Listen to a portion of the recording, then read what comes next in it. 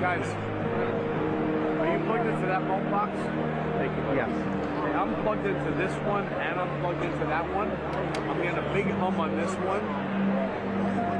I don't know if you're hearing it too. Right now I don't have anything on it. Just when he was on, I have both of them because I'm over there. This one's humming, that one's not. I just want to warn you, just to be aware. I'll double check it. Because of the rain and everything, you never know what happens. It got busy.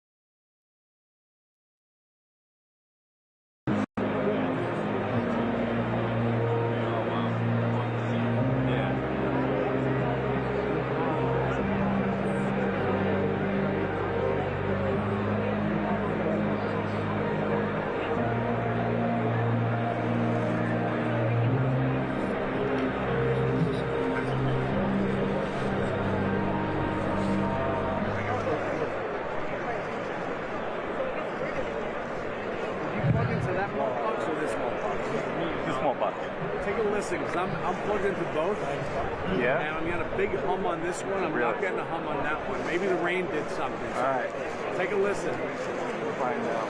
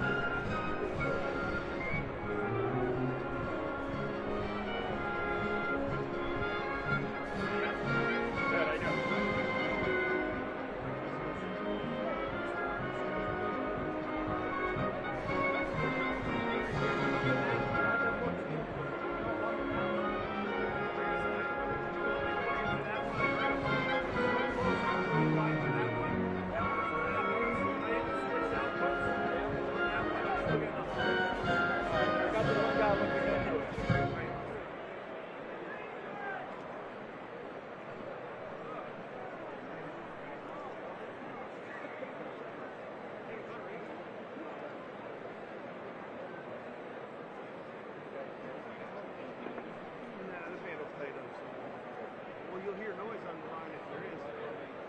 When they're not playing.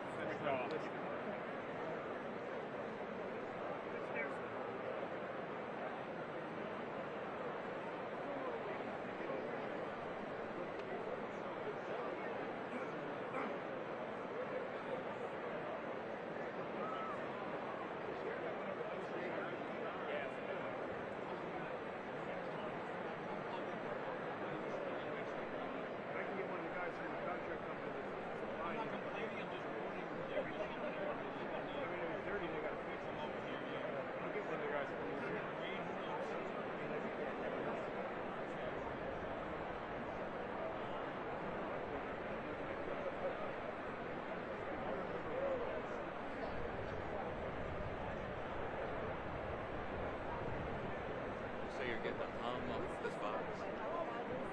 I'm not here. Yeah, I'm not getting it either. I don't hear anything at all.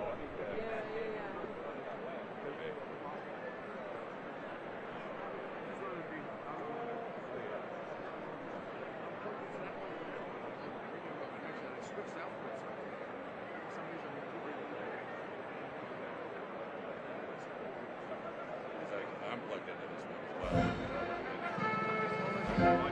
I'm doing it more than everybody's getting a good audio. I'm not complaining by no means.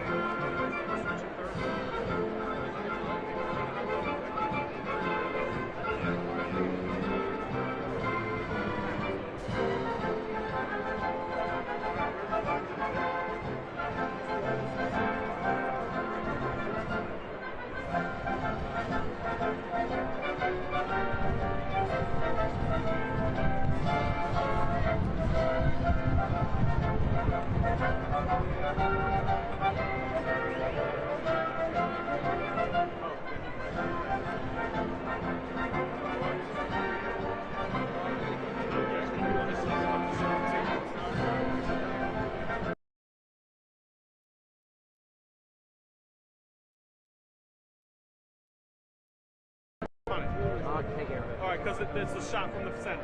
Yeah.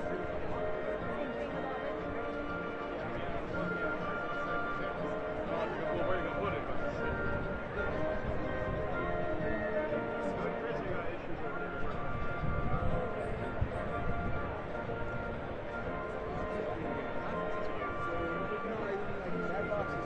Yeah.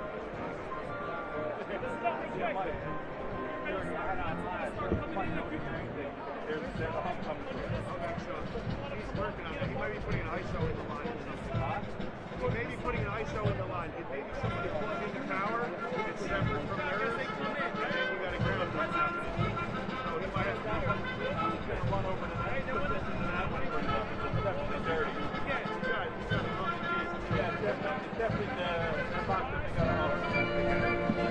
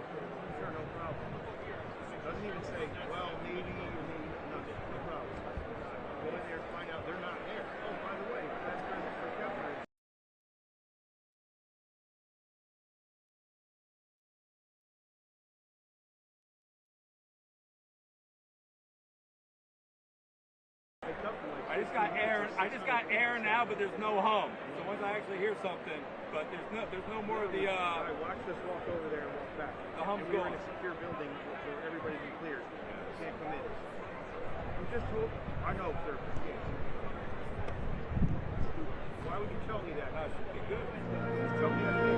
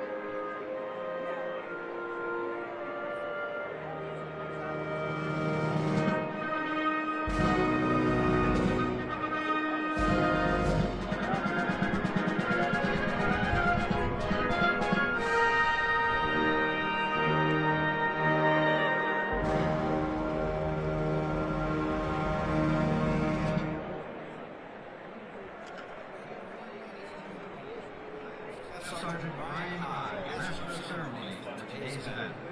Welcome to West Point and the graduation ceremony for the class of 2025.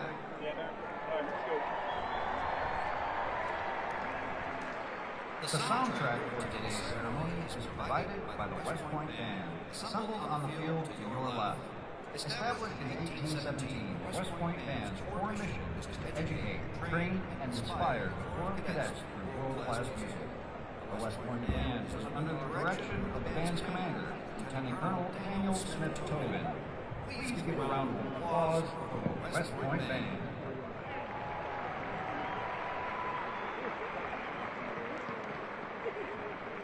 Before we commence today's ceremony, I have a few announcements that will help your understanding of proper courtesies for today's event. During the ceremony, you will be asked to rise at the following times: the arrival of the official party, the national anthem, the invocation, the singing of the song of the Corps, the singing of the alma mater, the administration of the oath of office to the graduating class, the singing of the Army song, and for the benediction. After the class of 2025 marches in the Mighty Stadium, you will hear the order, sound attention, marking the official start of the graduation ceremony. It is customary to rise at the bugle call of sound attention, as well as with the arrival of the official party and our guest speaker, the 45th and 47th President of the United States of America, Donald J. Trump. After the official party has been announced and has arrived at the platform, please remain standing and render appropriate courtesies, honors to the President, and for the national anthem of the United States of America. Uniformed service members will salute. Military veterans are encouraged to salute, and civilians are asked to please show the same courtesy to our nation by removing their hats.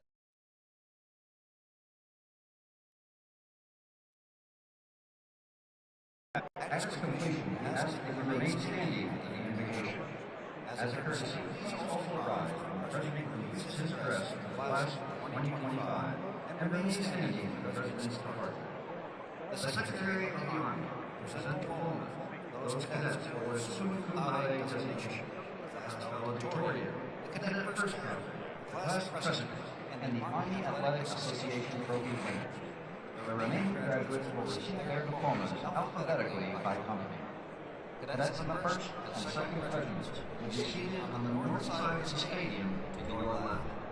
Cadets in the 3rd and 4th regiments will be seated on the south side of the stadium to your right. After today's ceremony, the class of 2025 will participate in the time-honored tradition of the Cadet Hat Toss. Once the distribution of diplomas to the graduating class begins, those wishing to participate in the hat toss may move to the screening point, the ramp located in the southwest corner of the stadium. Only children can participate in this ceremony, provided that they meet the following criteria. They must be 4 to 10 years old, to be 42 inches and 54 inches tall, and accompanied by a parent or guardian who is 18 years or older. All participants must enter the screening point to participate in the hat toss. The child must be accompanied in the initial screening point to completion of the hat toss. Parents or guardians and children may enter the staging area only if the child meets the criteria for participation. Parents must remain on the field in an appropriate staging area for their child to participate. Parents are not authorized to collect the hat or accompany their child to the hat toss collection area. Participants will take all directives from officers, non-commissioned officers, cadet staff, security personnel, and cadets directing the event. Children will only pick up one hat. Following the ceremony, shuttle bus transportation will be available from Mighty Stadium to all major parking lots. The shuttle will run a continuous loop to these stops until approximately 6 p.m.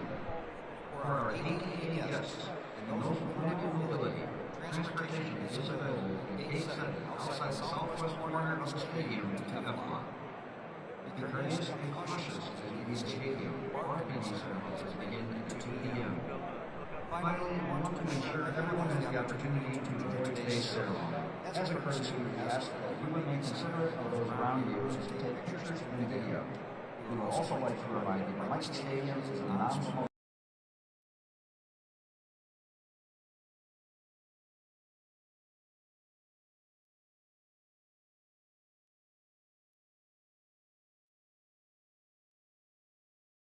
it is complete, please remain in your seat until the official party is departed the area. We appreciate your cooperation in this matter. Once again, ladies and gentlemen, welcome to Mikey Stadium here at West Point.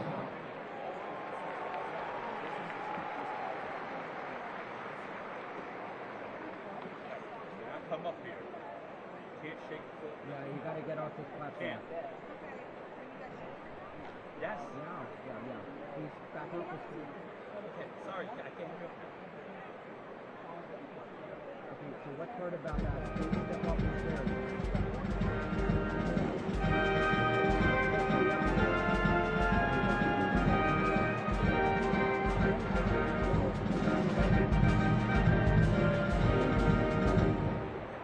Ladies and gentlemen, please welcome the United States Military Academy, class of 2025.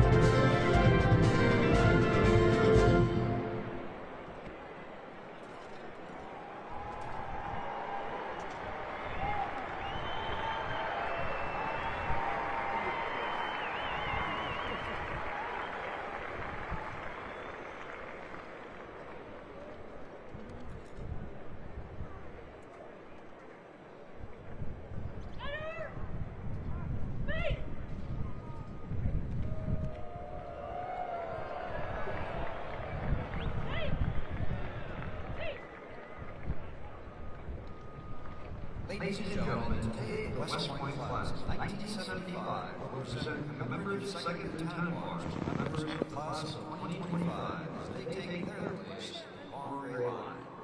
The class of 1975, which will celebrate its 50th class reunion here at West Point this fall, has developed a special relationship with the class of 2025. Since June 2020, members of the class of 1975 have engaged with and supported the class of 2025 every step of the way, from our day to graduation. The cadet phase of bonding and mentorship between these two classes culminates today when the class of 1975 presents a set of second lieutenant bars engraved with 75-25. The representatives of the class of 1975 presenting the bars have distinguished records of service to the armed forces and the nation during times of war and in peace. I will introduce them to you now. Seated on the north side of the dais, to your left, the Honorable Robert Wesley Hayes, Jr., class of 1975 President, and Dr. William Forrest Crane, class of 1975 Vice President, United States Army, retired. Seated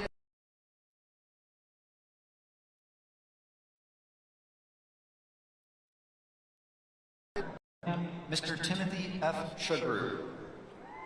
Gentlemen, we welcome you back to attend this special graduation ceremony. It is a pleasure and honor to have you here with us today. Ladies and gentlemen, how about a round of applause for the class of 1975 and their outstanding dedication to the class of 2025.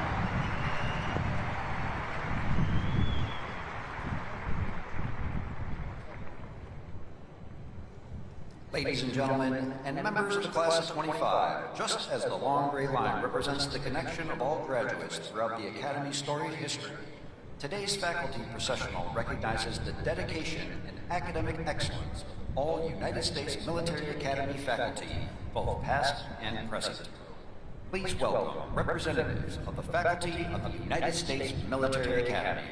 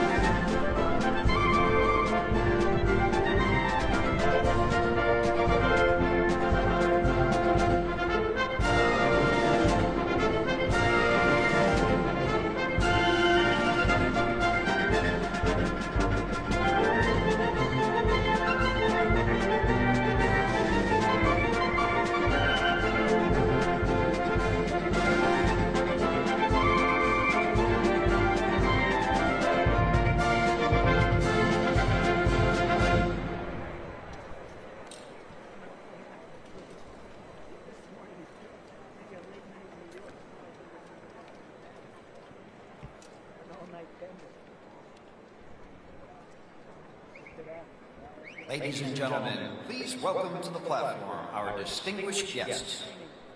United States Congressman from the state of Arkansas and West Point Board of Visitors Chairman, the Honorable Steve Womack. United States Representative for New York's 18th Congressional District and West Point class of 2004, the Honorable Pat Ryan. The Commandant of Cadets, Brigadier General R.J. Garcia. The Dean of the Academic Board, Brigadier General Shane R. Reeves. The Athletics Director, Mr. Thomas Theodorakis. The Senior Advisor for Character Integration, Dr. Jeff Peterson. The West Point Chief of Staff, Colonel Con Deep. The United States Military Academy, Command Sergeant Major Phil Barretto. The United States Corps of Cadets Command Sergeant Major Tony Powers. Members of the Academic Board and other senior Academy leaders.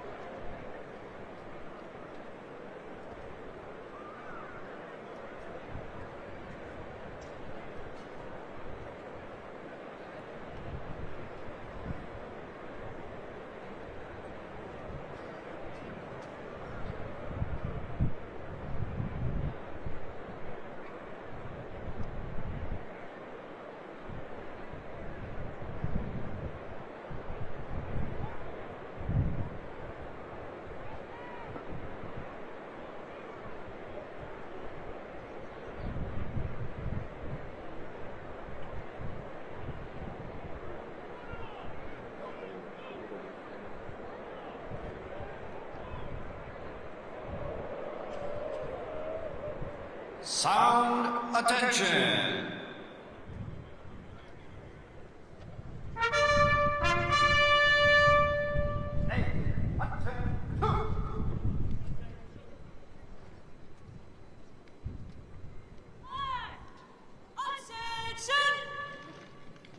Ladies and gentlemen, please rise for the entrance of the official party.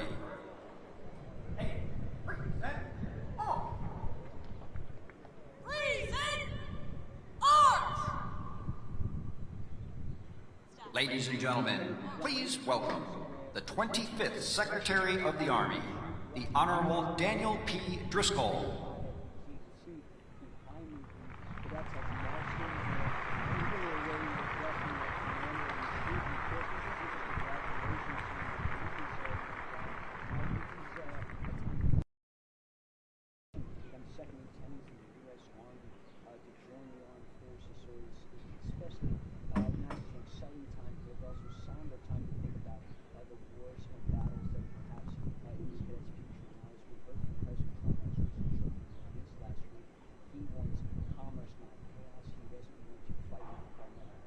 The 41st Chief of Staff of the Army, General Randy A. George.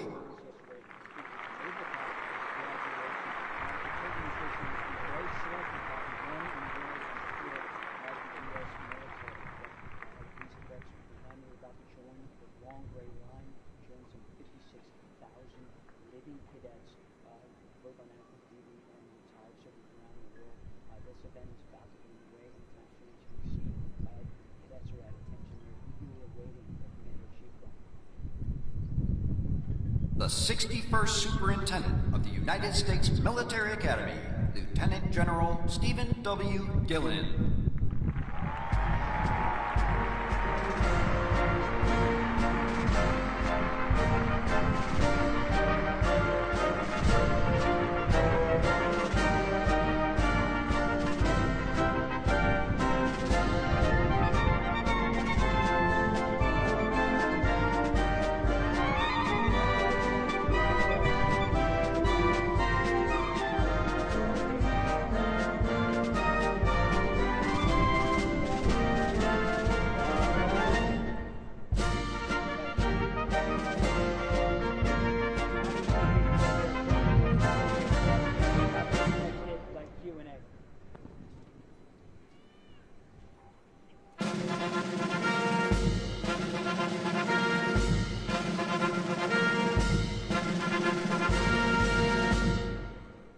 Ladies and gentlemen, the 45th and 47th President of the United States of America, Donald J. Trump.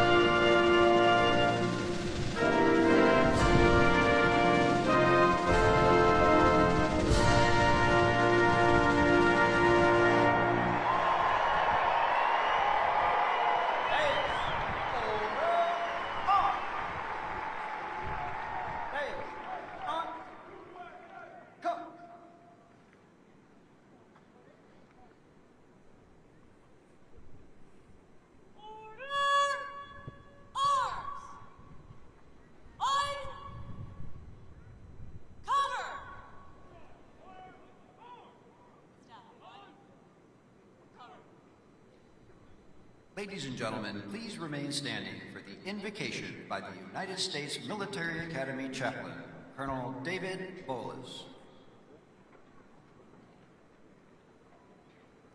I invite you to pray with me. Praise be to the Lord my rock, who trains my hands for war and my fingers for battle. Almighty God, we are gathered here with hearts full of gratitude and pride as we witness the graduation of the West Point class of 2025. We thank you for bringing each graduate to this major milestone today. We thank you especially for your presence when they were plebes under pressure, for providing patience as they learn to lead as yearlings, for their commitment and courage to affirm as cows, and for faithful friends who will finish together as firsties. And just as you have been faithful in the past, be their ever-present help in the future.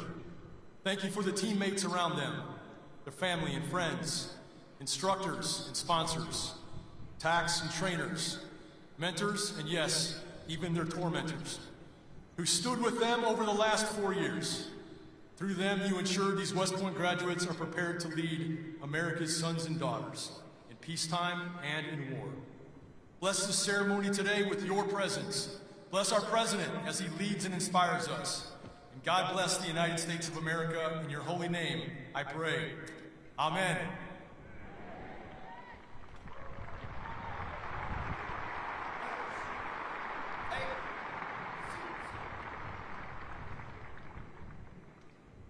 Please be seated.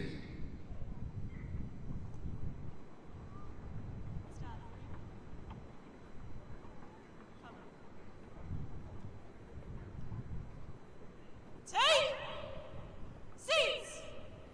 Staff dismissed.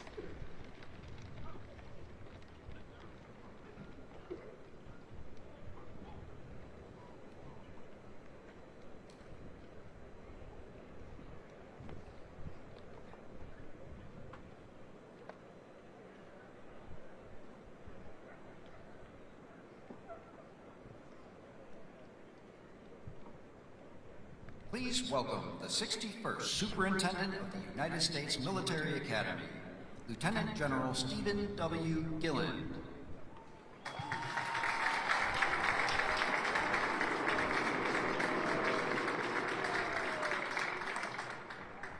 Mr. President, Congressman Womack, Congressman Ryan, Secretary Driscoll, General George, our Chief of Staff of the Army, distinguished guests and alumni, teammates, family and friends, ladies and gentlemen, good morning and welcome to West Point, home of the United States Military Academy.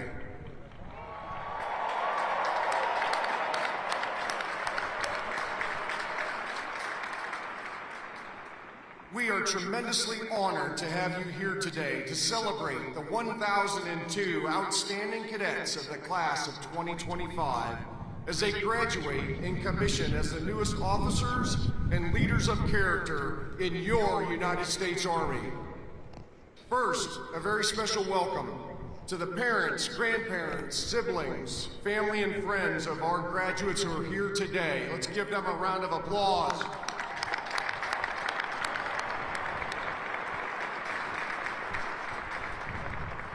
Thank you all for the love and support and encouragement that you've given your cadet along their journey at the United States Military Academy. I'd like to acknowledge the members of the 50-year affiliate class for our graduating class, the Courage and Drive class of 1975.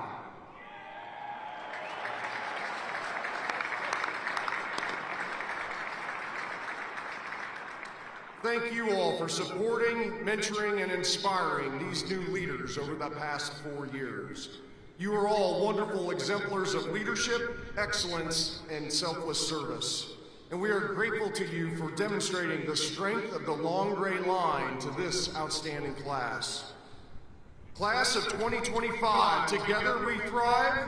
Congratulations and well done.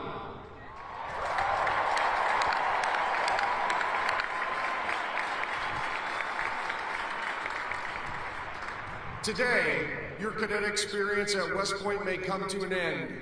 But today really marks a milestone in your personal journey as you assume the mantle of leadership as officers in our Army.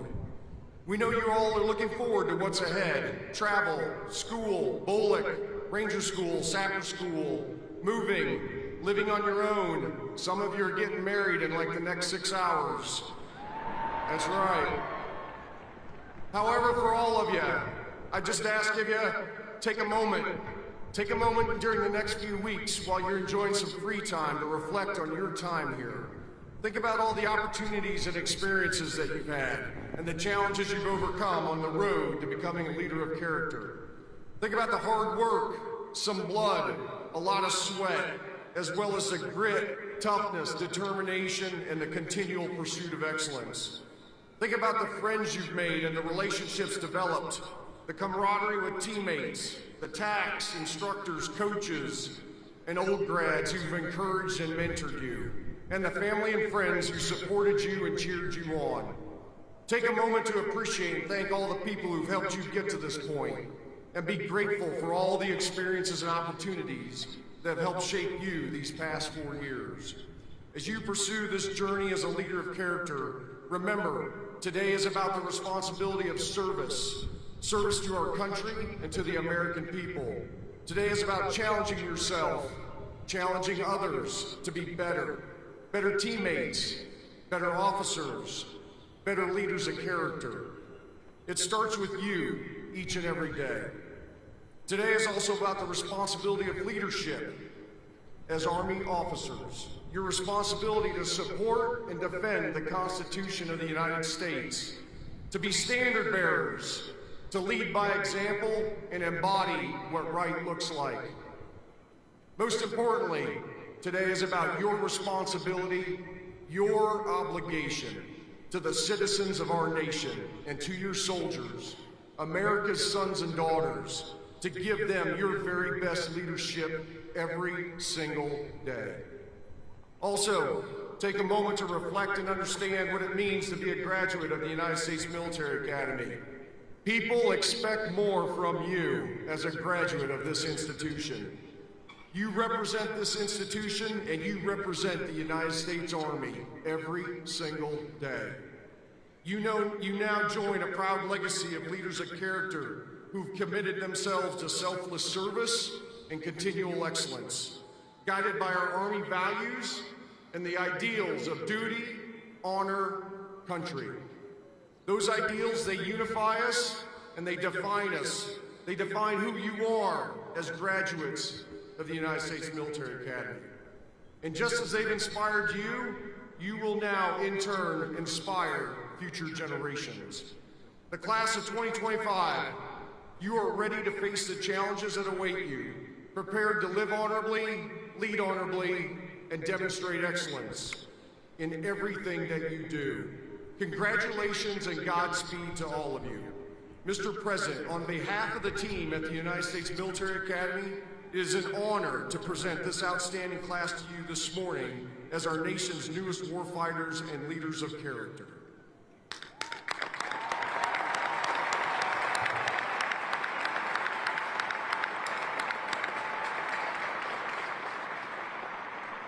Ladies and gentlemen, it is my honor to introduce this morning's commencement speaker, the 45th and 47th President of the United States, President Donald J. Trump.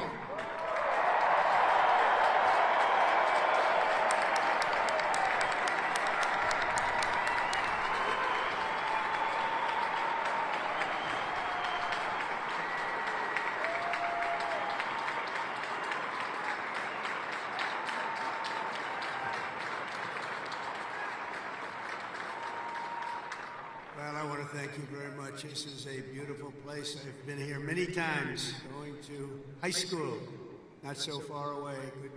A good place, also a military academy. Not quite of this distinction, but it was a lot of fun for me. And I just want to say hello, cadets, and on behalf of our entire nation, let me begin by saying congratulations to the West Point class of 2025. You are winners, every single one of you. Thank you.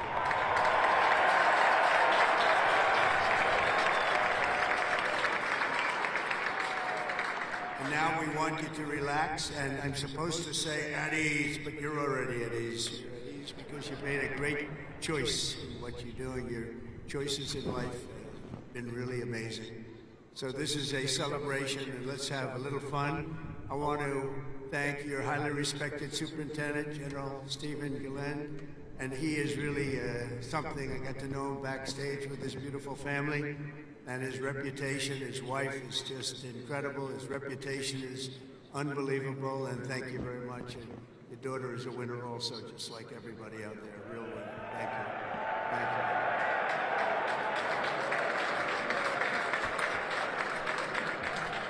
I also want to thank your Commandant General R.J. Garcia, Secretary of the Army Dan Driscoll, Army Chief of Staff General Randy George, Senator Ashley Moody, Representatives Steve Womack, Bill Heisinger, Pat Ryan, Mark Green, Keith Self, Acting U.S. Attorney Alina Haber, and very much just all of the friends. We have a lot of friends in the audience today, and I just want to thank them all for being here. We have a tremendous amount of my friends. They wanted to come up, and they wanted to watch the ceremony, and they wanted to watch you much more so than me. So I just want to thank so many people here. Over the past 4 years, an extraordinary group of professors, teachers, coaches, leaders, and warriors have transformed this class of cadets into an exceptional group of scholars and soldiers. And so let's give the entire group, the entire West Point faculty, the staff, for their incredible love of you and outstanding devotion to the Corps. Let's give them a little hand.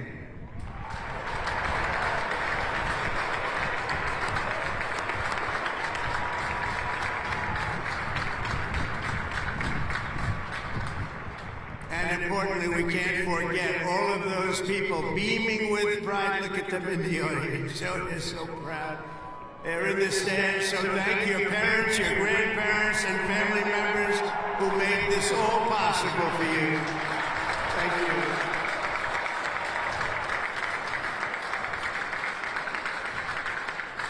And I think they must have done something right based on what I'm looking at. America loves our military moms and dads. Nearly 1/3 of the cadets graduating today are themselves the children of veterans. So to everyone with us this morning who served America in uniform, no matter your age, please stand so we can salute your service. We'd like to see who you are.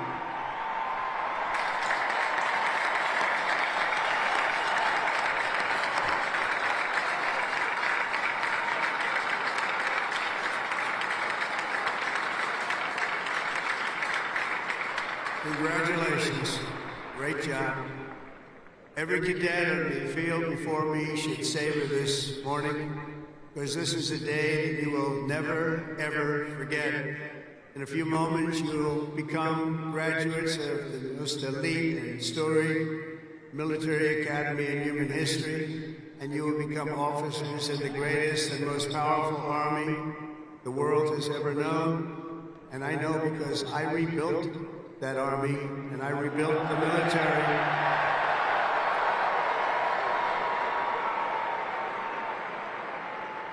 And we rebuilt it like nobody has ever rebuilt it before in my first term.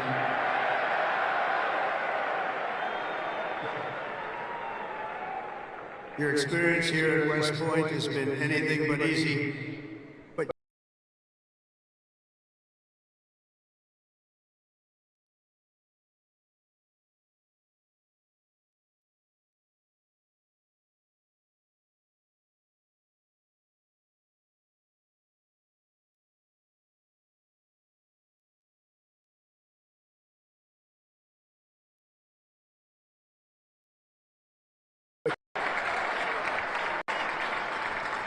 Looking out at all of you today, I can proudly say, mission accomplished. Great job.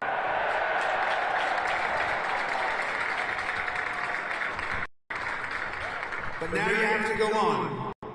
You have to forget that. Because now you have another. It's a sad thing, isn't it? You know, you can't rest on your laurels no matter what. just have to keep going. You take a little day off, and you go on to the rest. Because you have to have victory after victory after victory, and that's what you're going to have as you receive your commissions as second lieutenants. Each of you continues down the same hallowed path walked by titans and legends of U.S. military law, giants like Ulysses S. Grant, John Blackjack Pershing, Dwight David Eisenhower, the one and only Douglas MacArthur, old blood and guts George Patton, and Norman Schwarzkopf. Oh, so many more. They and countless other patriots before you have walked out of these halls and straight into history, and today you officially join those immortal heroes in a proud ranks of the long gray line. You know that term, so beautiful, the long gray line. Among the 1,000 cadets graduating today, 26 of you wear the prestigious Star Wreath, signifying the highest level of academic achievement. Please stand up. 26. Let's see if somebody stands who shouldn't be standing.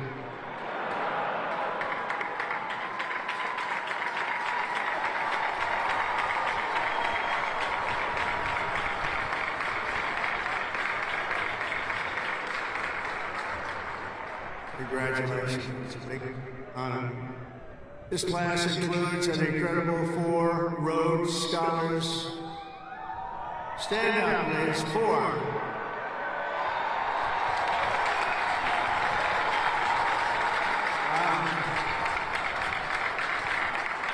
That's tied for the most of any West Point class since 1959. That's great. 4. Congratulations. Boy, oh boy, oh boy.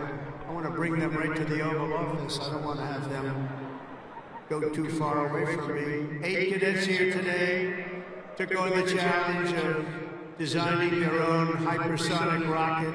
Oh, we can use you. Building them right now. You know, we had ours stolen. We are the designer of it. We had it stolen during the Obama administration. They stole it. You know who stole it? The Russians stole it. Something bad happened. But we're the designer of it. We're now building them, and lots of them. And earlier this year, they launched it into space, setting a world record for amateur rocketry. Can't get you in there fast enough. This class excelled not only mentally, but also physically last January when more than 1,000 cadets volunteered for an 18.5-mile march on a freezing winter night. Cadet Chris Verdugo completed the task in 2 hours and 30 minutes flat, smashing the international record for the competition by 13 minutes. Where is he? Where is he? Come up here. Come up here, Chris. Get up here. Wow. Come here. That's by 13 minutes. Come here, Chris.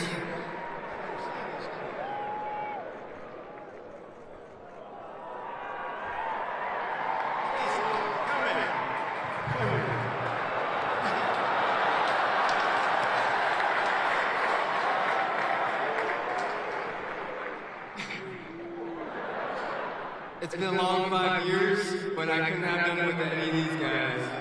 Love you guys.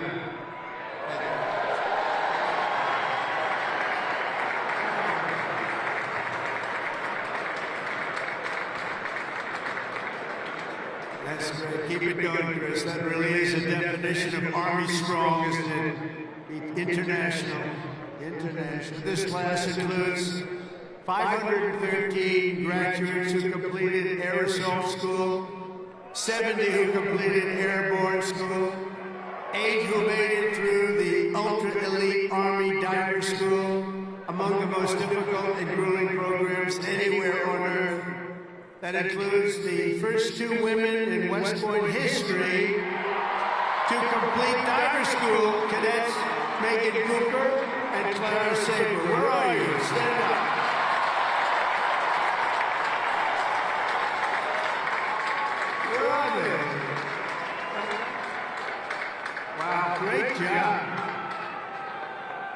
is not easy.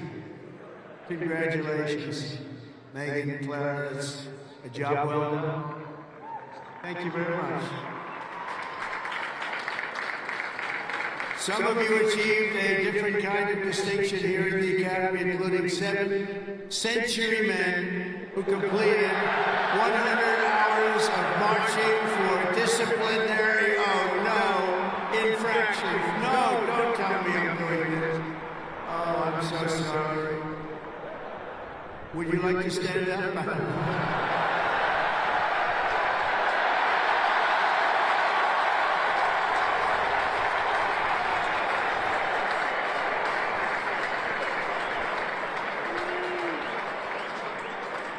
I think I saw Chris standing up. Chris, what's going on?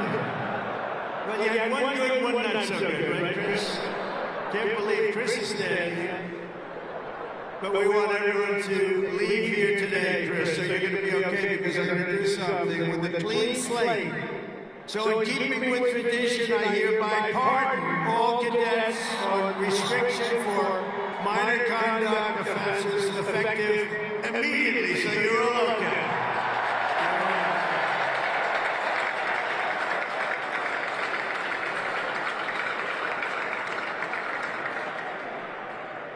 The class of 2025 is a lot to be proud of, including your first-rate athletes and athletics. You are something. I've been watching too. I love the sports stuff. What you've done is pretty amazing. Last year, for the first time ever, Army lacrosse became the #1 ranked men's lacrosse team in the entire country.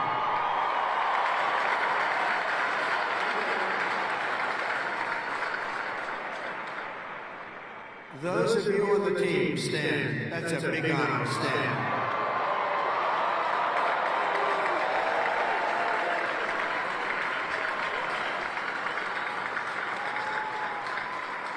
Great. That's a tough sport, too. That's #1 in the country. Your sophomore year, Army football beat Navy 2017.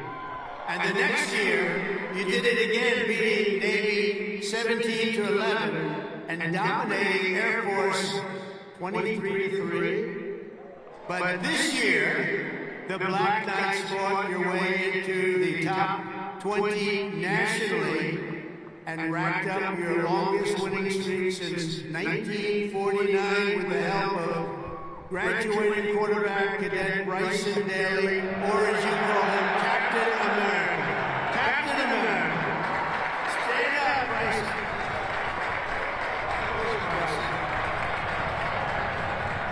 We gotta get him up here, right? Come on, Bryson.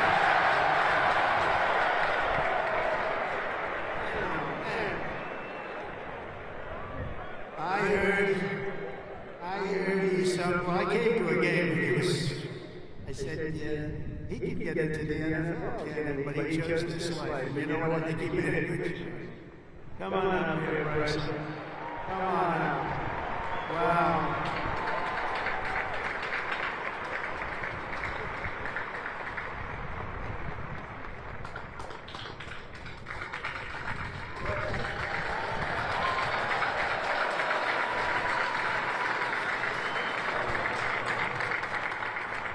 Go Army football. Shout out to Hogs, H4. Can't wait to graduate. Love you guys.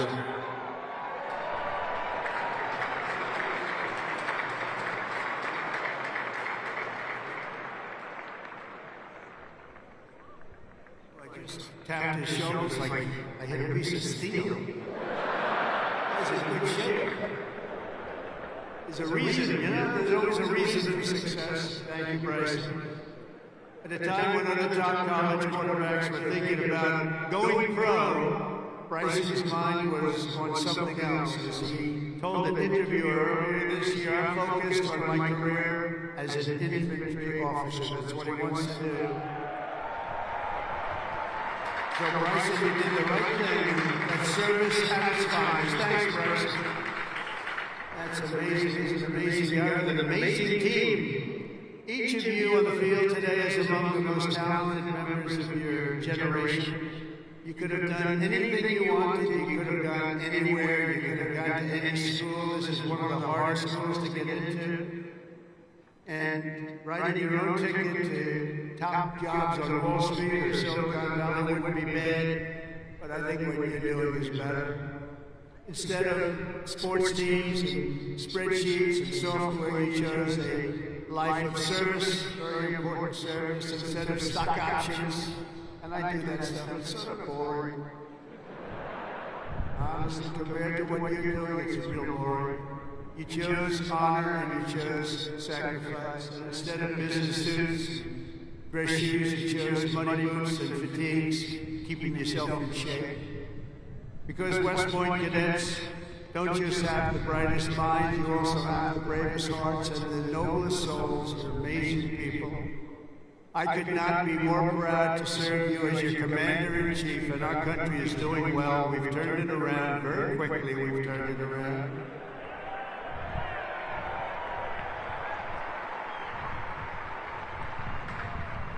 I just got back from the Middle East, and I was at, as you know, Saudi Arabia, Qatar, UAE, and I will tell you, they said, all three leaders, great leaders of those three nations, they all said the same thing. The United States of America is hotter now than we've ever seen it, and a year ago, it was as cold as it gets, and it's true. It's true. We have the hottest country in the world, and the whole world is talking about it. That's an honor for all of us. I cannot wait to see the glory that is still ahead. However, for the West Point class of 2025, and we're going to help you a lot because we're going to give you a nation as good or better than it ever was. That's what I promise you.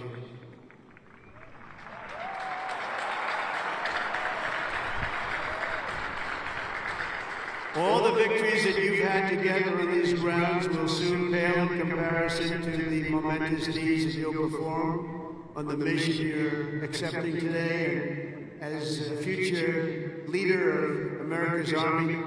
And we have that Army geared up. We have ordered, just $1 trillion military budget, General. Do you know that? $1 trillion. Some people say, could you cut it back? I said, I'm not cutting 10 cents. It's another thing we can cut. We can cut plenty of others. Right, Dan? We can cut plenty of other things. So we have a good man in there. It's a very different warfare out there today. Now they've introduced a thing called drone. A drone is a little bit different. It makes you have to go back and learn a whole new form of warfare. You're going to do it better than anybody else. There won't be anybody close. Generation after generation, the men and women of the Army have done whatever it takes to defend our flag, pouring out their blood onto the fields of battle all over the world. And all over the world, you're respected like nobody is respected. Our soldiers have sprinted through storms of bullets, clouds of shrapnel, slogged through miles of dirt and oceans of sand, scaled towering cliffs of jagged rock. And time again, the American soldier has charged into the fires of hell and sent the devil racing in full retreat.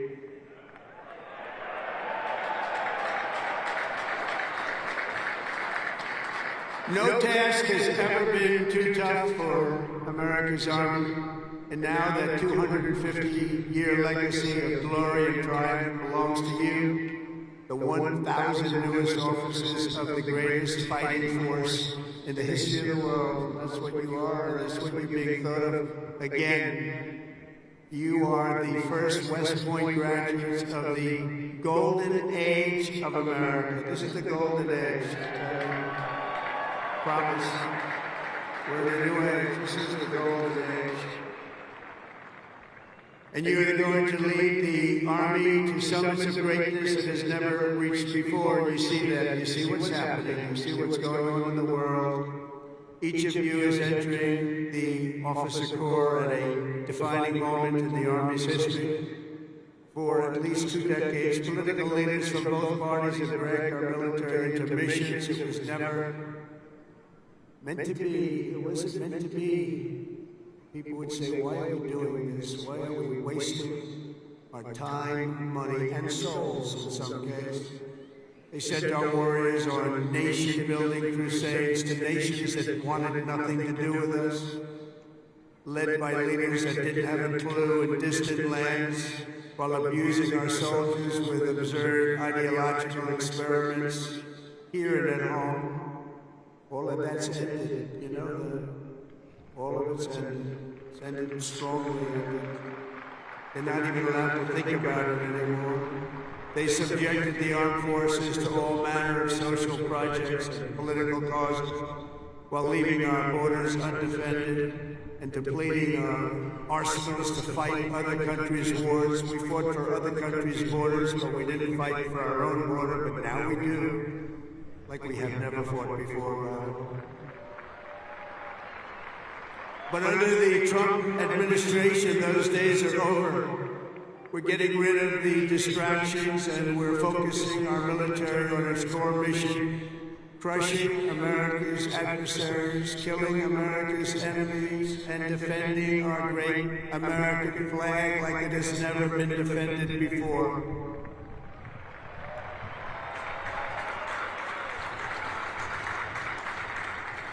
The job of the U.S. Armed Forces is not to host drag shows, to transform foreign cultures, but to spread democracy to everybody around the world at the point of a gun.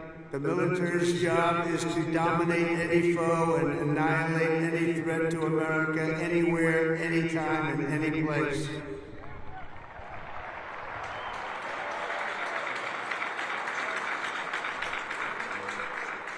A big part of that job is to be respected again, and you are, as of right now, respected more than any army anywhere in the world, and that's happening, and I can tell you, you are respected like nobody can believe.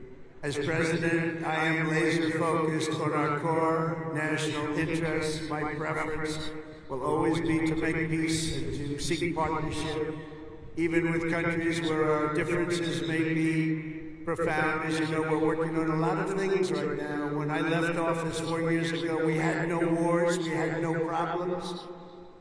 We had nothing but success. We had the most incredible economy, the greatest, single greatest economy for a president in history. I think we're going to beat it this time by a lot, if you want to know.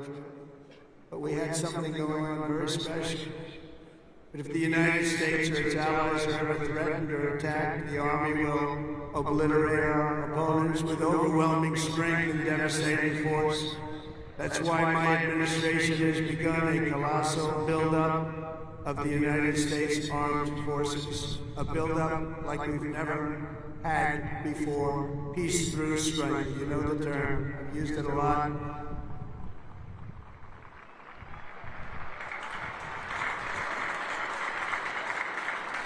Because as much as you want to fight, I'd rather do it without having to fight. I just want to look at them and have them fold. That's happening. That's happening.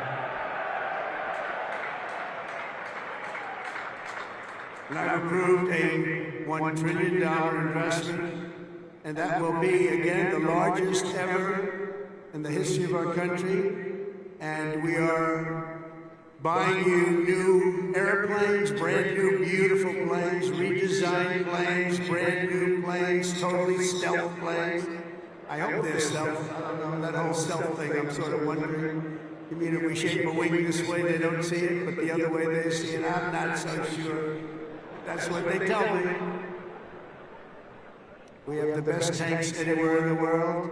We're going to start shipbuilding again. We're going to start ship. We used to build a ship a day.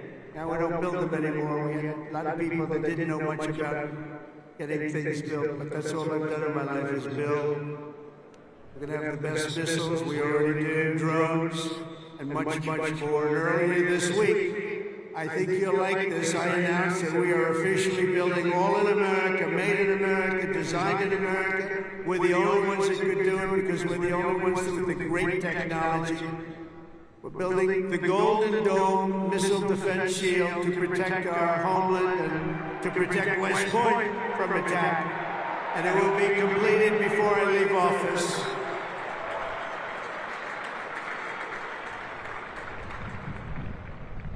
And you know, you wouldn't think this, but our enemies are very unhappy about it. You've been hearing, you've been reading. Why are they doing that? Why? Well, we're doing it because we want to be around for a long time. That's why we're doing it. We're also restoring the fundamental principle that a central purpose of our military is to protect our own borders from invasion. Our country was invaded for the last 4 years, and they've allowed people to come into our country that shouldn't be here. Criminals walk in, no vetting, no checking, no nothing. Where are they coming from?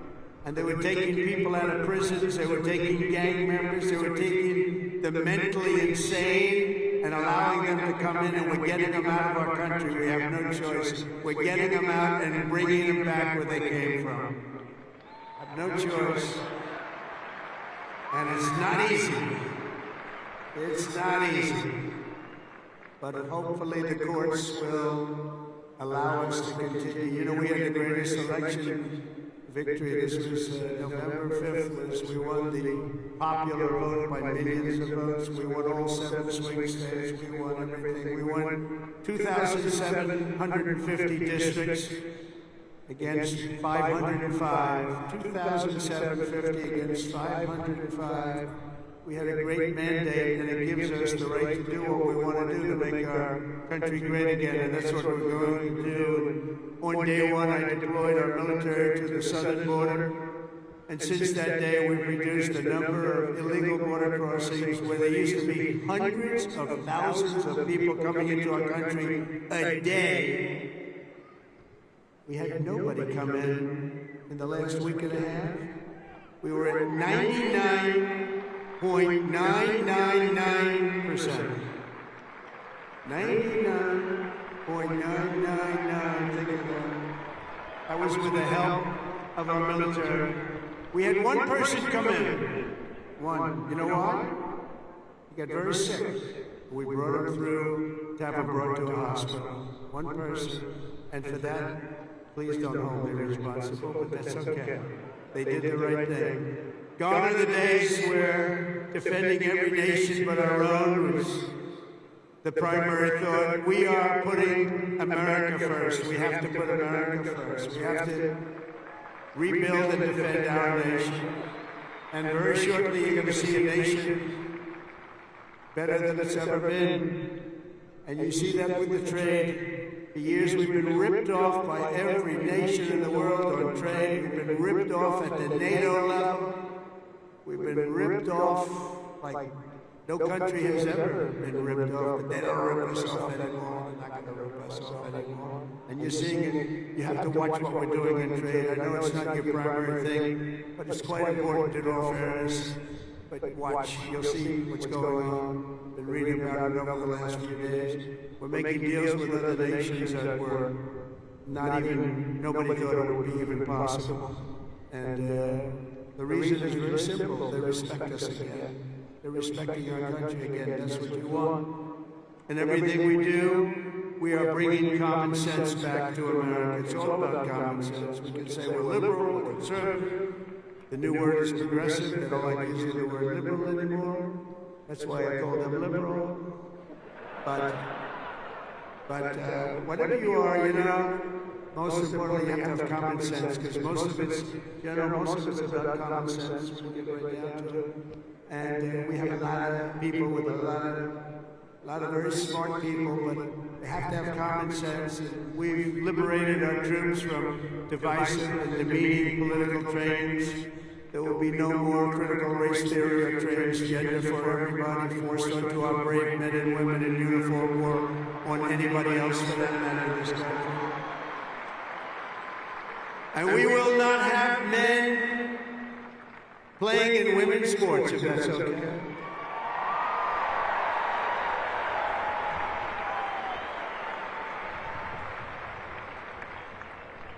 I mean, I wouldn't want to have to tackle, as an example, Bryson as a man. But I don't think a lot of women want to tackle him.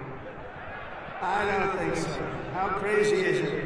Men playing in women's sports, how crazy is it? So ridiculous, so demeaning to women. And it's over. That's over. We've ended it.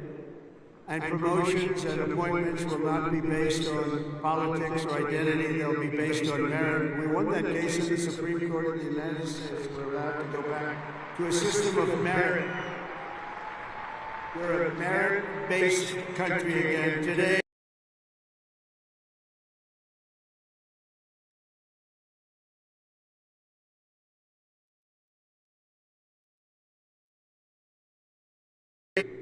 recruiting shortfalls. And just last year was the worst of all, the last year of the Biden administration. We couldn't get anybody to join our military. We couldn't get anybody to join our police or firefighters. We couldn't get anybody to join anything. And right now, just less than a year later, we just set a brand new peacetime recruiting record. The most people joined, and we are brimming. In fact, be careful. There's somebody going to try and take your job. Be careful. You better be good. We are brimming with confidence, and we're brimming with people. We had the best recruiting month that we've had in memory. Nobody remembers anything like it. And that's all because they have spirit now. They have spirit. They have a spirit for our country. And now everybody wants to be doing what you're doing. Think of that. So it's really a great honor, I will say. And I'm pleased to report that by next week, the Army is expected to surpass its recruiting targets for the entire year, something that hasn't happened in 28 years where we've had that. So that's pretty good.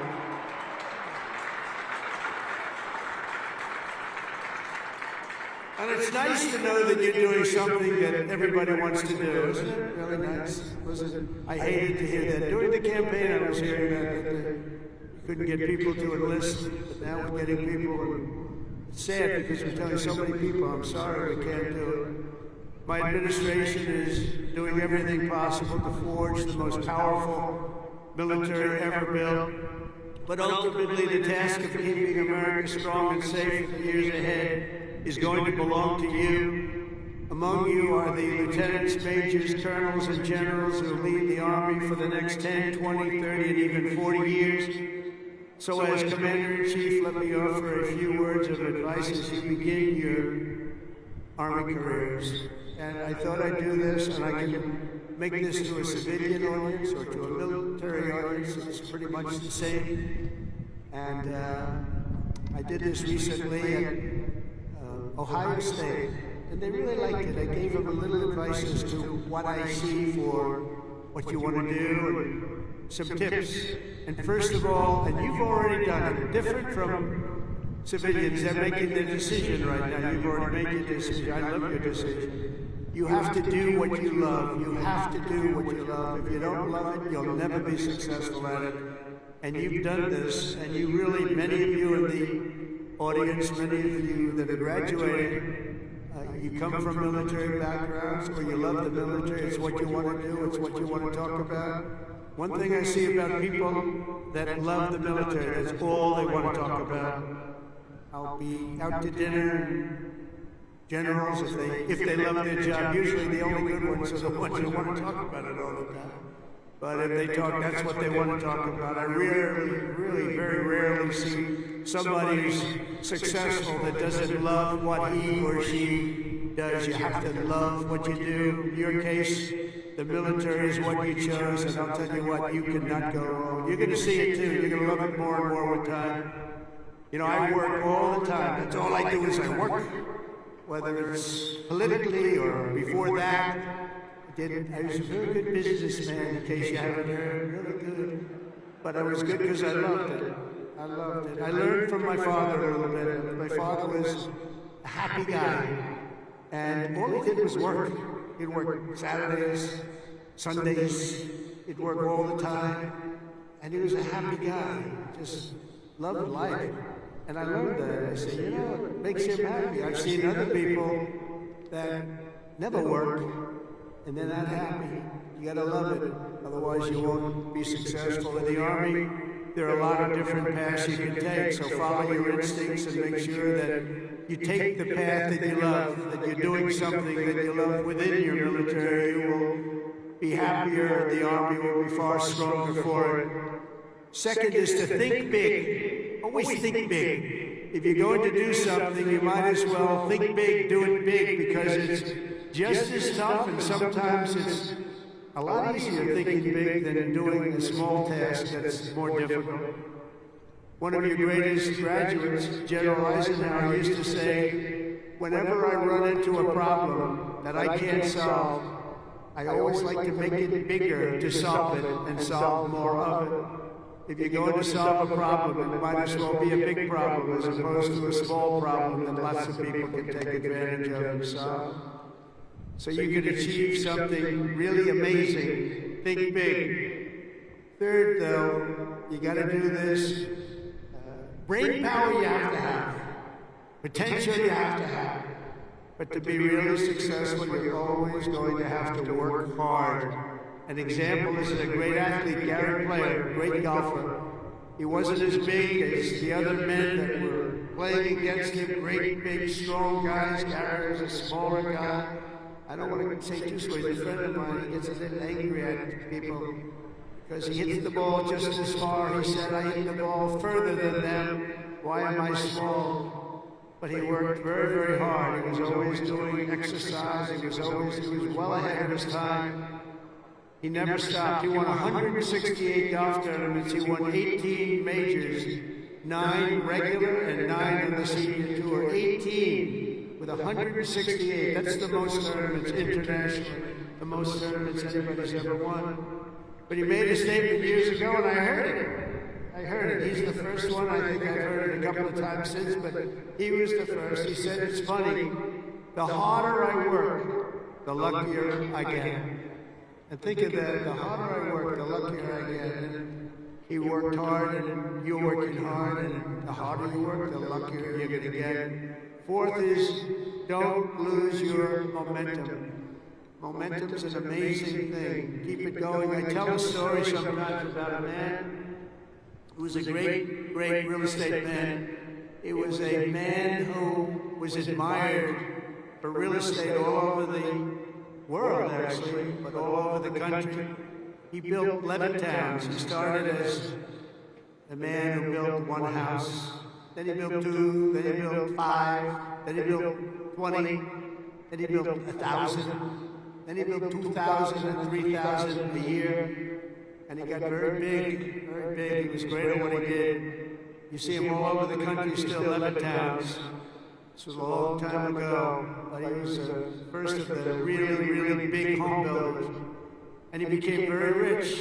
He was a very rich man. And then he decided to sell. He was offered a lot of money by a big conglomerate, Gulf and Western, big conglomerate. They didn't do real estate. They didn't know anything about it, but they saw the money he was making. They wanted to take it to a public company. And they gave him a lot of money, tremendous amount of money, more money than he ever thought he'd get. And he sold his company, and he had nothing to do. He ended up getting a divorce, found a new wife. Could you say a trophy wife? I guess we could say a trophy wife. It didn't work out too well, but it doesn't work out too well. I must tell you, a lot of trophy wives doesn't work out.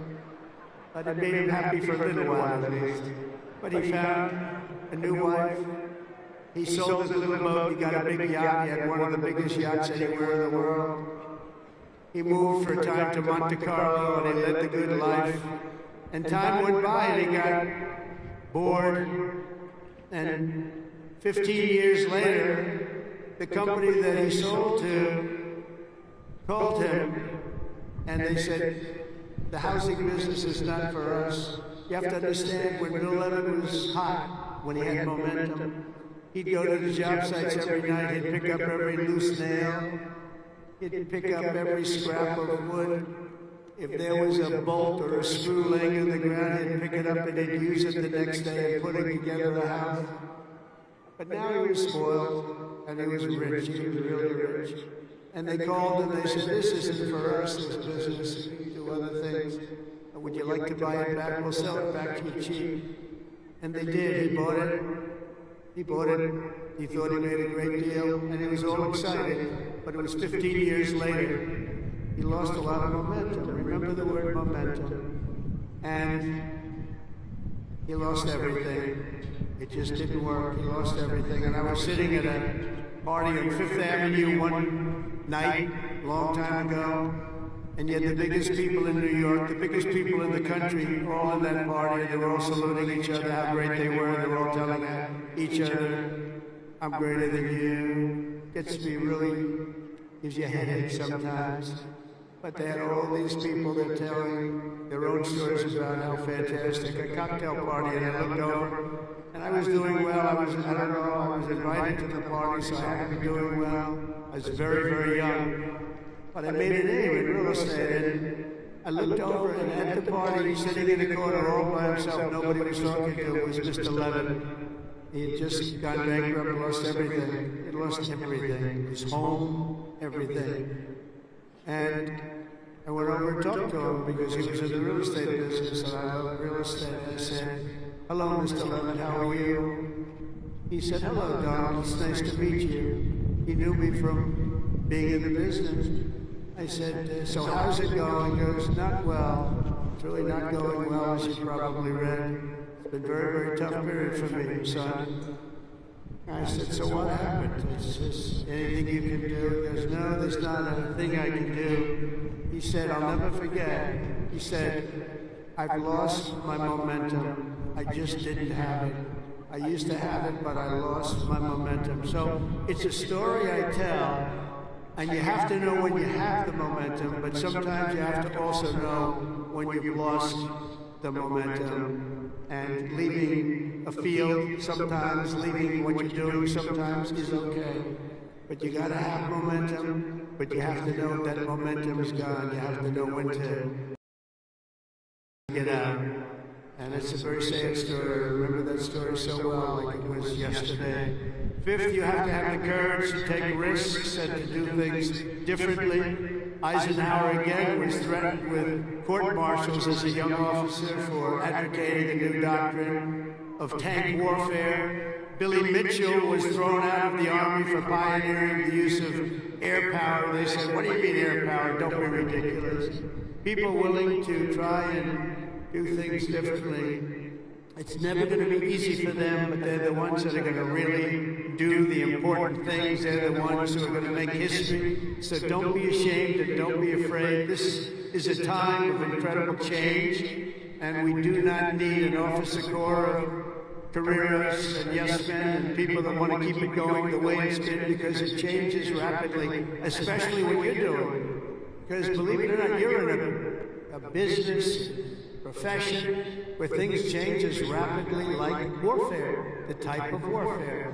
Unfortunately, we're getting to see it with Russia and Ukraine, and we're studying it, and it's a very terrible thing to study, but we're seeing the different forms of warfare. We're seeing the drones that are coming down at angles, and with speed and with precision. We've never seen anything like it, never seen anything like it, and we're learning from it. But your profession changes very rapidly. You've got to be at the top of it. You've got to be right at the head of the needle. We need patriots with guts and vision and backbone who take personal risks to ensure that America wins every single time. We want to win our battles. You know, I defeated ISIS in 3 weeks. They told me it would take 5 years. And the general that did it, you know that story, was named Raisin Cane. His name is Dan Cane, but his nickname was Raisin Cane. I said, your name is Raisin Cane. I love that. Is that a nickname? That's what they call me, sir. I love you, General. I think you're the guy I'm looking for. I want to know a guy named Raisin Cane, and he is now the head of the Joint Chiefs of Staff, and is a highly respected man. And we defeated, think of it, ISIS. They said, how long in Washington? Sir, it will take 4 years to defeat them, maybe 5. And maybe we won't, because they're all over the place. And then I met a man that said we could do it in 3 weeks, and he did it in 3 weeks. And that's why he's the head of the Joint Chiefs of Staff right now. And we did things that nobody thought were possible. We've had great military success. When you have the right leader and you have the right people, we have the right people, you can have tremendous success. Sixth, never lose your faith in America and the American people, because they're always going to be there for you. I went through a very tough time with some very radicalized, sick people. And I say I was investigated more than the great, late Alphonse Capone. Alphonse Capone was a monster. He was a very hardened criminal. I went through more investigations than Alphonse Capone, and now I'm talking to you as president. Can you believe this? Can you believe it? So you gotta fight hard, you gotta never give up, and don't let bad people take you down. You gotta take them down. A lot of bad people out there, and those people, you have to figure it out. But you also have a lot of great people. Finally, hold on to your culture and your traditions, because that's what makes something really great, and that's what's made the Army great. The culture and the tradition. Whether we're talking about a battalion, a business, a sports team, or even a nation, history has shown that in many ways culture is destiny. So do not let anyone destroy the culture of winning. You have to win. Winning is a beautiful thing. Losing, not for us. Not for us. Not for anybody here. If it was, you wouldn't be here. From the earliest days of our nation, this supreme tradition of American military service has been passed down from soldier to soldier and generation to generation, and it's a beautiful thing to watch. Graduating today is Cadet Ricky McMahon, Ricky's great-grandfather. Stand up wherever you are, Ricky, because you're going to like this. Ricky's great-grandfather served in World War I. His grandfather served in World War II. And his uncle, father, and mother all graduated from West Point. Where's Ricky?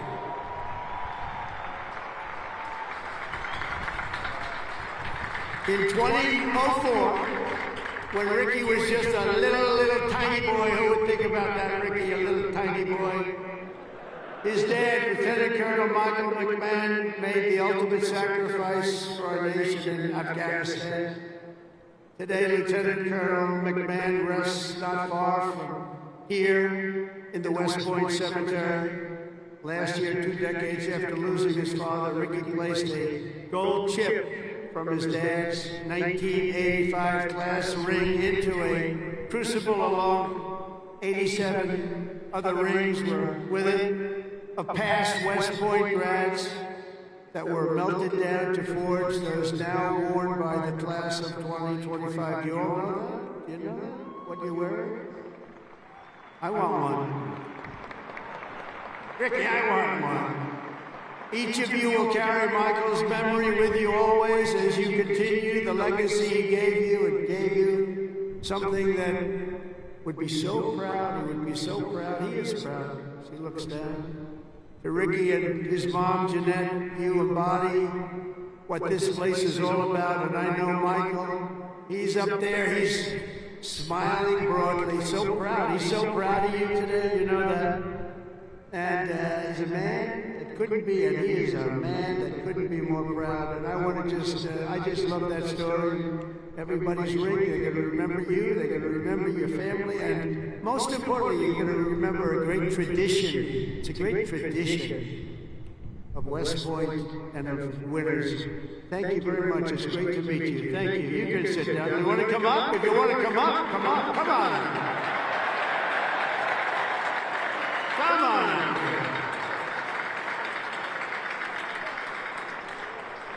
That's nice.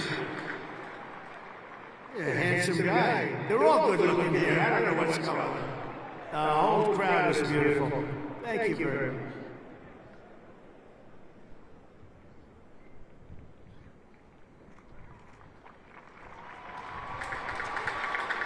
I'd like to thank my mother. I'd like to thank my family. And I'd like to thank G3, Go Gophers.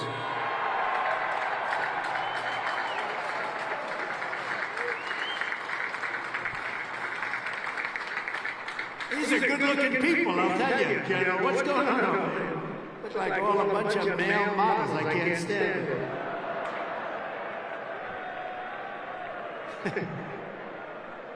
For 2.5 centuries, our republic has endured because of heroes like Michael, have laid down their lives for America, and because young people like all of you have picked up the banner of service and carried forward the flag of freedom from Lexington to Yorktown, from Gettysburg to Sicily, and from Incheon to Fallujah. America has been won and saved by an unbroken chain of soldiers and patriots who ran to the sound of the guns, leapt into the maw of battle, and charged into the crucible of fire to seize the crown of victory, no matter the odds, no matter the cost, no matter the danger. All over the world, our soldiers have made sacred the ground where they shed their blood and showed their valor. From Seminary Ridge to San Juan Hill, Bellawood, Omaha Beach, Leyte Gulf, Ardennes Forest, Chosen Reservoir, all over, and even a place called Pork Chop Hill. And in all of those battles and so many more, some of the best, brightest, and bravest have come from right here at the U.S. Military Academy at West Point, one of the great fabled places anywhere in the world. America's Army has never failed us, and with leaders like the West Point class of 2025, the Army will never fail. We will never let you down.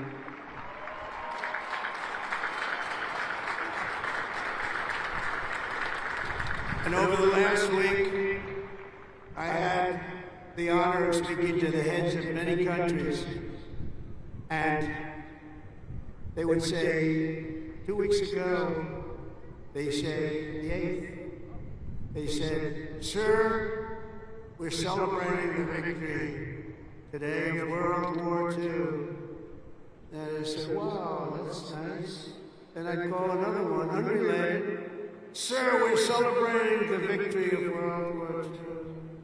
Then I called out President of France or something, also unrelated.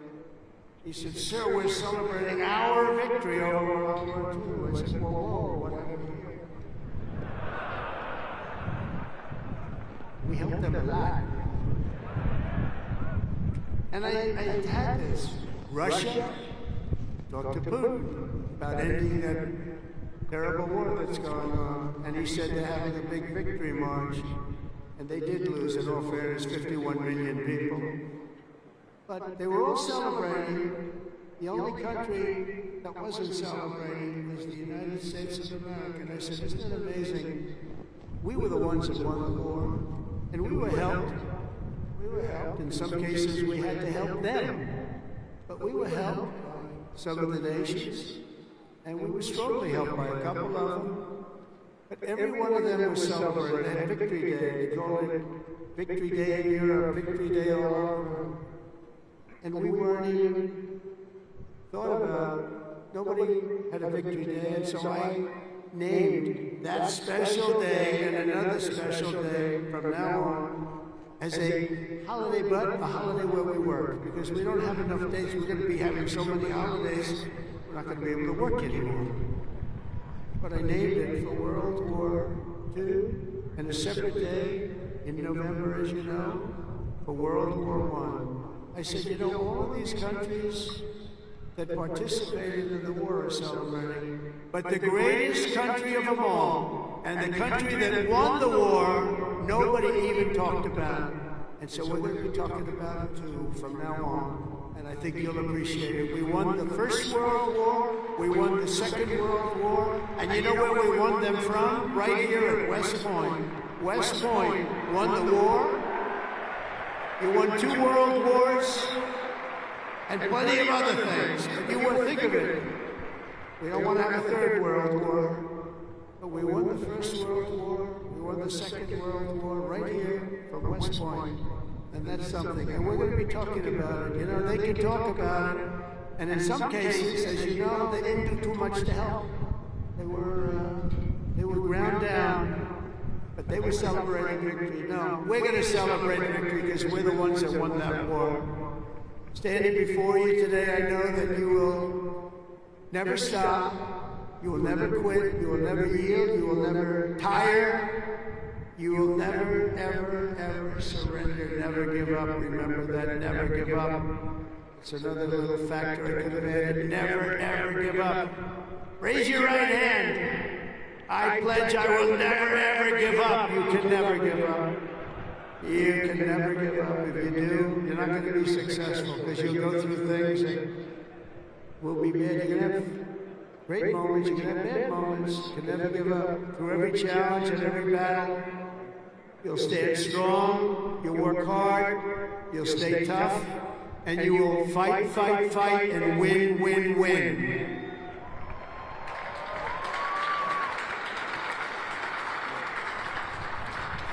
So I want to just congratulate you all. I'm going back now to deal with Russia, to deal with China. What's that all about? That's a ditch. And to get you lots of victories. So we're going to keep winning. This country is going to keep winning, and with you, the job is easy. I want to thank you all. Congratulations to the class of 2025. God bless you all. Incredible people. Thank you very much, everybody.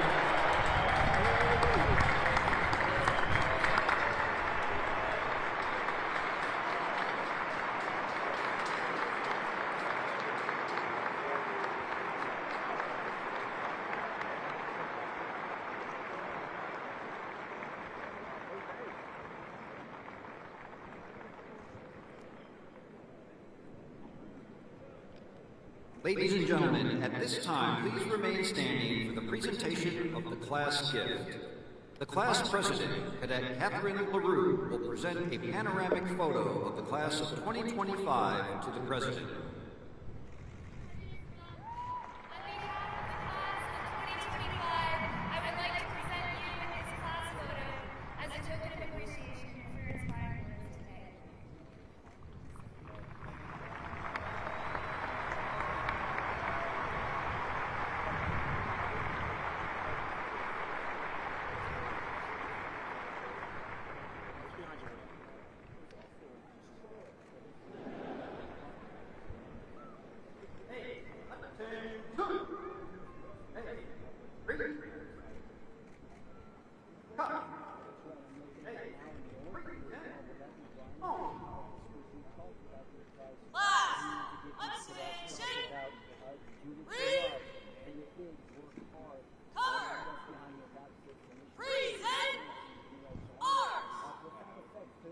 Ladies and gentlemen, please rise for the departure of the president.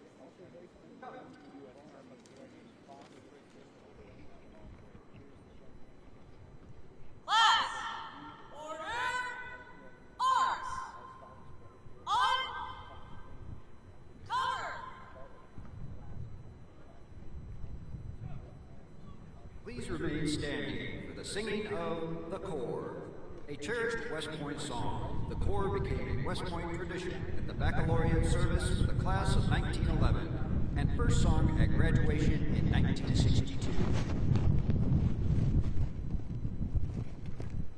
Memorial Day weekend, much more powerful than.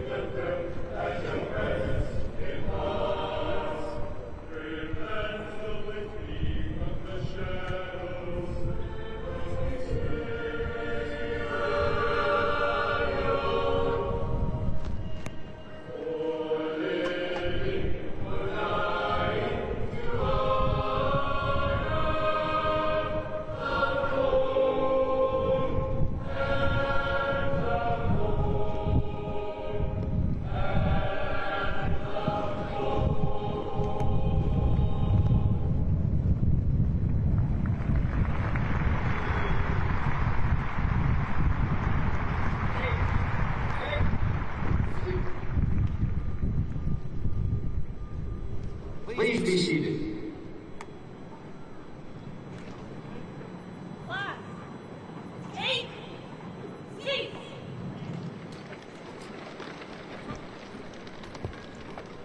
Ladies and gentlemen, the Dean of the Academic Board, Brigadier General Shane R. Reeves.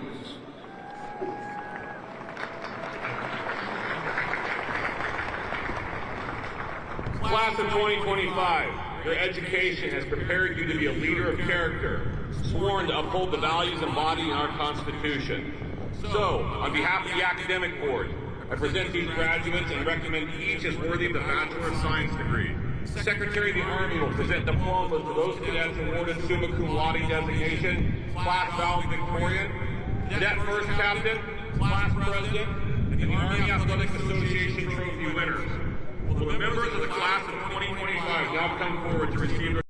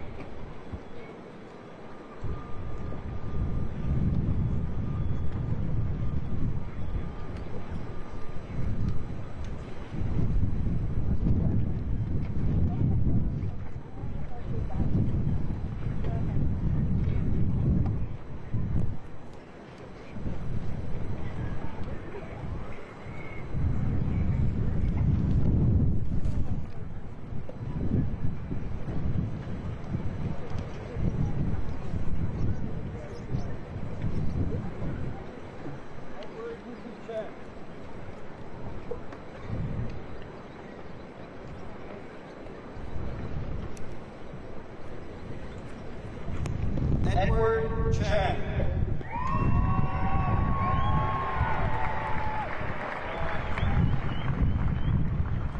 Catherine G. LaRue, Class President.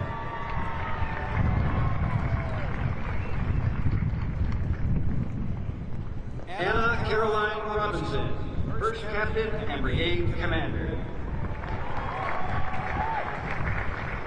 Joanna K. Halfhill.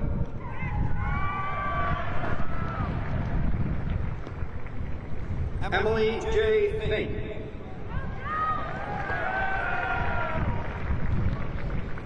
Alan J. Pilot, Army Athletic Trophy winner.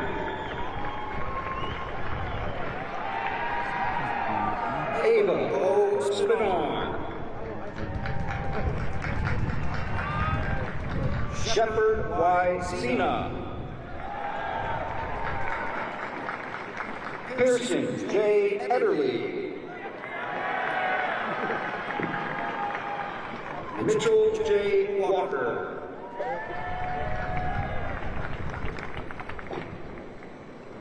Samuel E. Houston.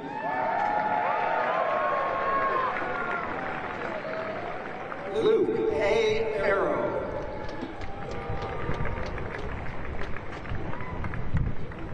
Tyler S. Seaman.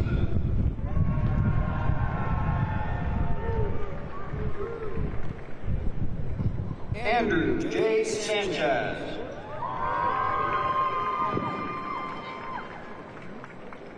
Sarah S. Sao. Benjamin V. Quinn.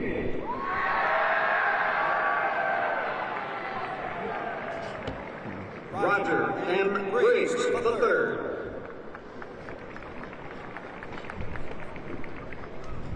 Pavel A. Shalenko.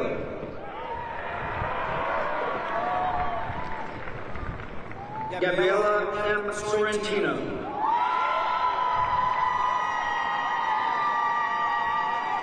Nicholas J. Clendenin.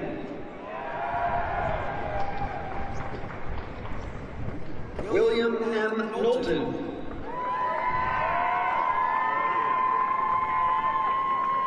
Jessica W. Ho.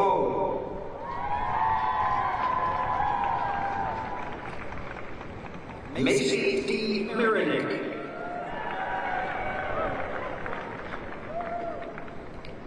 Jacqueline R. Reagan.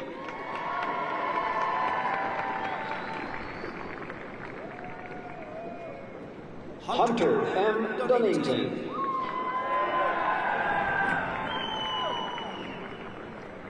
Lauren R. Goof.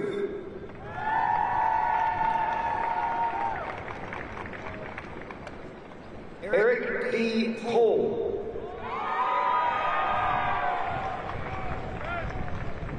Joseph E. Musselmeyer.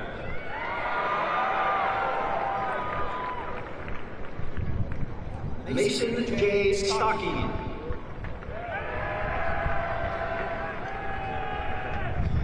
Eric D. Cole.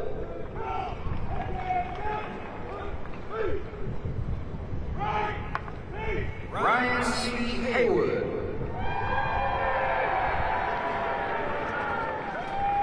Isaiah J. McNeely.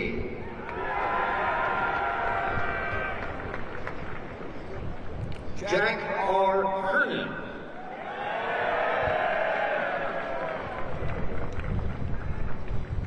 Nolan R. Weissong.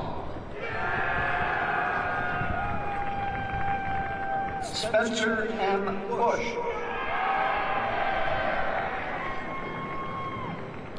Landon C. Stalker.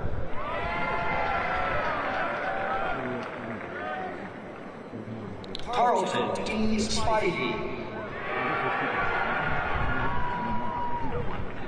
Ryan J. Whitfield.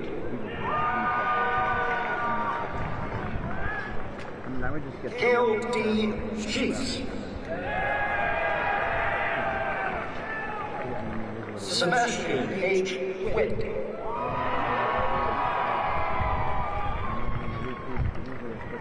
Evan C. Asuncion.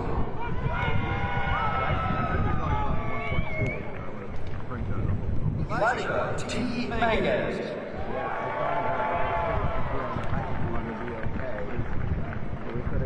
Kelly R. Sharman.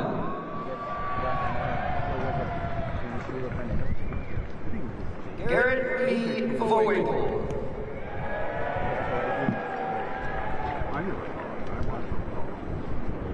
Liam C. Kepler.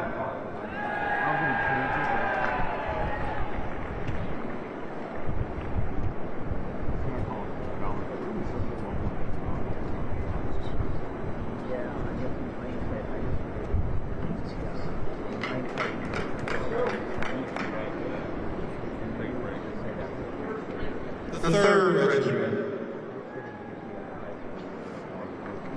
The 1st Regiment. The 3rd Regiment. Hannah C. Andrews. Daniela A. Agee. Tyler R. Cameron. Henry M. Beck. Sean M. Carter. Daniel Borsoff. Connor E. Chang. Arthur S. Brown III. Sadie R.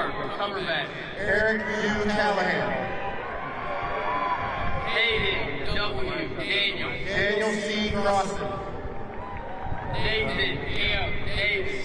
Antonio L. Daughtery. Matthew L. Doyle. Samuel A. Garza.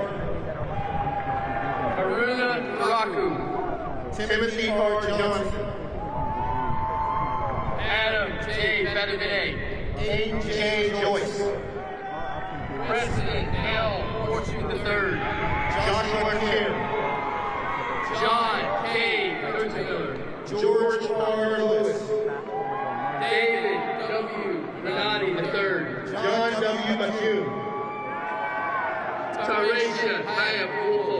Brandon J. McDermott. Jason S. Hanson.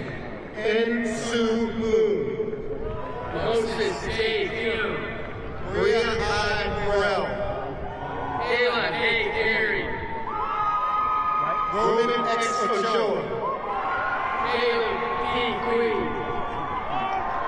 K. L. Patton. Jonah Landis. James E. Payne. Garrett L. Longstaff. Nicole M. Picaro. Leonel Martinez. Jordan B. Reese. Adelio S. Nebeker. Brian W. Salgado. Ian M. Chakuna. Eli E. Tate. Sarah A. Black. Claire K. Sy. Tyler J. Rafferty. Isaiah M. Velez. Matthew S. Smith. Andrew C. Waiku. Christopher A. Verdugo. Hannah L. Wright. Kaylee E. Walker. Raquel A. Zeta.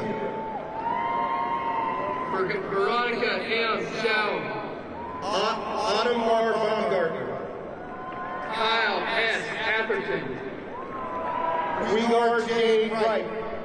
Connor J. Bryant. Jed H. Crosby. Zachary E. Coulter. Jonah H. Dorr. James F. Conti II. Patrick T. Dunleavy. Colby J. Fleming. Joshua T. Evers. Breon A. Bonati. Ryan Z. Frost. Joel M. Brown. Isabella L. Garcia. Sarah F. Gudger. Nicolas Gavilia. Henry Hassa. Noah R. Hale. David C. Horn. Paige A. Haramis. Jonathan F. Horvath. Joseph J. Hall. Claire M. Sue. Daniel Castillo. James D. Justice. Ryan A. King II. Julia A. Kelly, Catherine M. Kirby, Jordan A. Law, Margaret A. Cronin, Isaac M. Lewis, John J. Lee, Elliot Liam, Clayton P. Lewis, William R. Luker, Cole Law, Jacob R. Meyer, Peter C. McNabb, Kylie R. Miller, Ashton R. O'Connell, Gabrielle L. Mirac, Roman J. Kenny, Isaac S. Newman, Andrew C. Riddle, Christopher L. Bemis, Eric E. Rollins Jr., Zachary A. Biss, Blake L. Shire, Keaton S. Rosado, Lucas R. Turner, Kyle L. Schwartz, Jackson W. Wagner, Nathaniel L. Malani, Matthew M. Walton, Wesley R. Baca, Edward T. Brayton, Blake C. Barker, Alexander D. Tampa, Sierra Zoe Bennett Mankey, Eve A. Crossett, Harrison B. Brownlee, Christopher C. Darrow Jr., Abigail R. Bug, Mika D. Jones, Allison R. Burgess, Alexander T. Edwards, Sean M. Huff, David C. Hoyt, Will H. Evans, Benjamin T. Hunt, Mateo A. Finn, Oscar T. Heath, Giovanna A. Fiore, Mandani Mighty, Matthew R. Griffin, Hunter C. Mamal, Owen K. Harlow, Ryan A. McDonough, Jacob K. Orkami, Nora S. McCall, Hunter S. Howell, Curtis M. Pierce, Luke A. Johnson, James M. Mama Jr., Armand Thompson, Faith G. Myers, Charles Lee, Claire E. Sabo, Mitch Kinder Marcellin, Luke T. Sapio, Aiden M. Miller, Bryce A. Sinclair, Caleb M. Peterson, O. C. Stevens, Henry E. Powell, Sage M. Stroman, Wesley D. Rockefeller, William S. Terry, Michael A. Sacco, Brendan T. Tierney, Olivia K. Santo, Christopher C. Varhola, Zachary J. Standifer, Robert J. Wilson, Zayla A. Street, Callahan D. Parker, Catherine N. Ward, Ryan J. Beeman, Nicholas C. Zavala, Vishnu Badabula, Matthew B. Aguilar Snitner, Devin M. Brown, Maya C. Mercy, Amelia E. Jackson, Archie L. Bates, Ian A. Kavanaugh,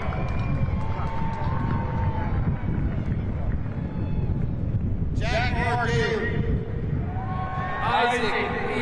Pond, Eleanor W. Davis, Henry A.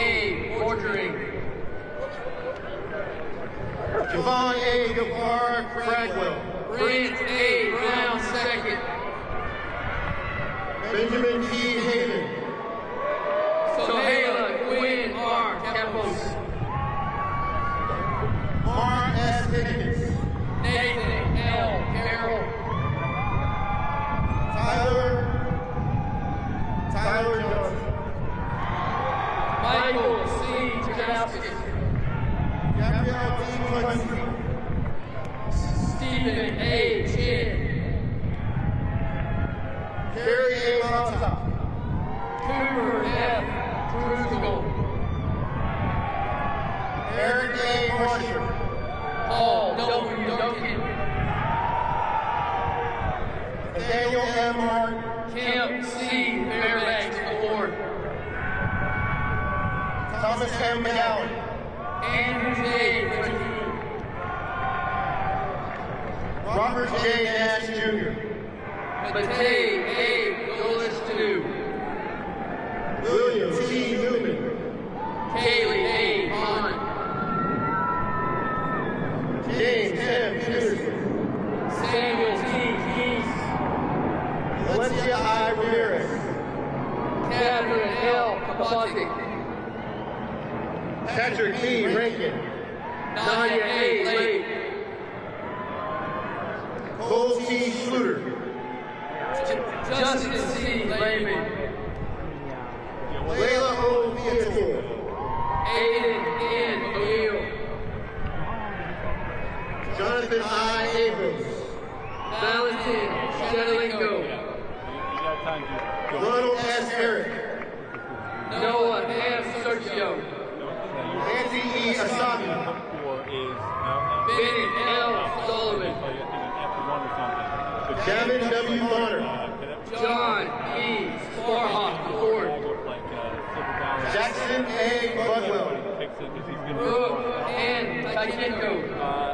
Mackenzie N. Daffin.